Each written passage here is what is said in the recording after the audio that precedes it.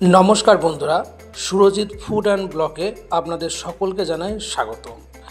আজকে বানাবো আমরা শুক্তো। যেহেতু এখন গরমকাল পড়ছে সেহেতু শুক্তো লাগবেই, তাই আমরা আজকে শুক্তো রেসিপি নিয়ে হাজির হয়ে গেছি। চলুন দেরি না করে তাহলে দেখে নিই কী কী লাগছে। লাগবে আমার বেগুন ভাজা,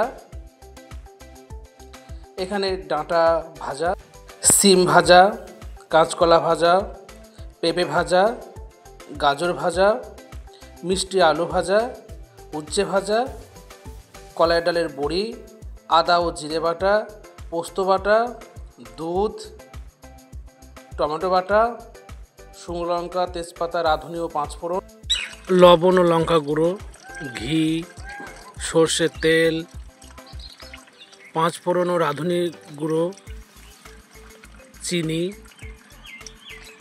সর্বপ্রথম কড়াই গরম করে কড়াইয়ে আমরা তেল দিয়ে নেব। ফোড়ন হিসাবে শুকনো লঙ্কা, তেজপাতা, রাঁধুনি এবং পাঁচফোড়ন ভালোভাবে ভাজা করে নিতে হবে। ফোড়নটি ভালোভাবে ভাজা হয়ে এলে তার মধ্যে আমরা প্রথমে টমেটো পেস্ট যোগ করব। যোগ করে মিশ্রণটিকে ভালো করে আমরা একটু কষে নেব। তারপর তেল ছেড়ে দিলে সেখানে আদা বাটা এবং জিরা বাটা দিয়ে মশলাটিকে আবারও ভালোভাবে কষে নেব। মশলাটা কষানো হয়ে গেলে তারপর যখন মশলা থেকে তেল ছেড়ে দেবে তখন আমরা সেই মশলার মধ্যে লবণ, লঙ্কার গুঁড়ো এবং সামান্য চিনি যোগ করে দেব। দিয়ে আবার পুনরায় মশলাটিকে আমরা ভালো করে কষে নেব যতক্ষণ না সেখান থেকে তেল ছাড়ে। এবার তাতে একটু সামান্য পরিমাণ জল দিয়ে মশলাটিকে আবারও কষে নেব। মশলাটা ফুটে এলে একে একে ভেজে রাখা সবজি যেমন গাজর ভাজা, কলা ভাজা,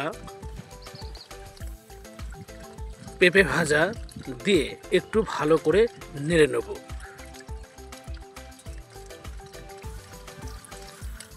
সবজিগুলো মশলার সঙ্গে প্রায় নাড়া হয়ে এলে ওর ওপর থেকে আমরা আবারও ভেজে রাখা আলু ভাজা,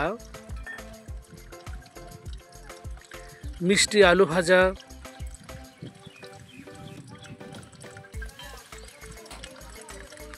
দিয়ে ভালো করে আমরা আবার সেটাকে কষিয়ে নেব।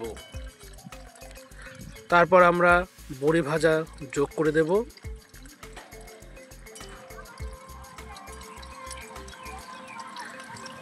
এই মিশ্রণটিকে ভালো করে মশলার সঙ্গে কষে নেব। কষে আমরা এখানে করে জল ঢালবো। আপনারা যেটুকুনি পারবেন জল ঢালবেন। জল ঢেলে দেওয়ার পর ভালো করে জলের সঙ্গে কষে রাখা সবজিগুলোকে মিশিয়ে নিয়ে একটু ফুটতে দেব। ফুটে গেলে তারপর সবজি ভাজা যেমন সিম ভাজা, ডাঁটা ভাজা আমরা তাতে যোগ করব। এছাড়াও ভেজে রাখা বেগুনও আমরা দিয়ে দেব।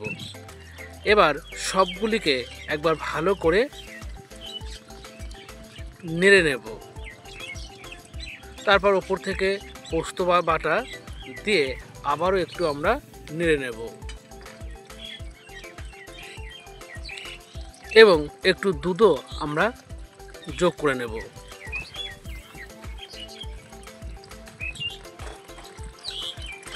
মিশ্রণটিকে ভালোভাবে নাড়িয়ে নেব এবং ওপর থেকে আমরা ভেজে রাখা উচ্ছে দিয়ে দেব। উচ্ছে দেওয়ার পর আমরা স্বাদ অনুযায়ী লবণ যোগ করব এবং ঘি আমরা পরিমাণ মতো দিয়ে দেব। সবার শেষে আমরা ভেজে রাখা মশলাটাও দিয়ে মিশ্রণগুলিকে ভালোভাবে একবার শেষবারের মতো আমরা নাড়াচাড়া করে নেব।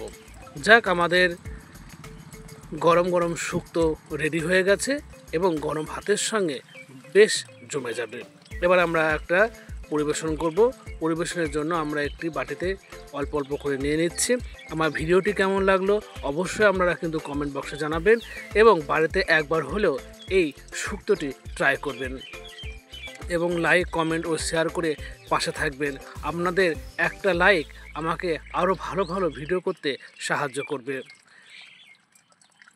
আমার রেডি হয়ে গেছে শুক্তো। গরমকাল মানে হলো একটু শুক্তো, আপনারা অবশ্যই বাড়িতে একবার হলেও করবে। পুরো ভিডিওটি দেখার জন্য আপনাদের অসংখ্য অসংখ্য ধন্যবাদ। ভালো থাকবেন। আজ এই পর্যন্তই। নমস্কার। আসছি।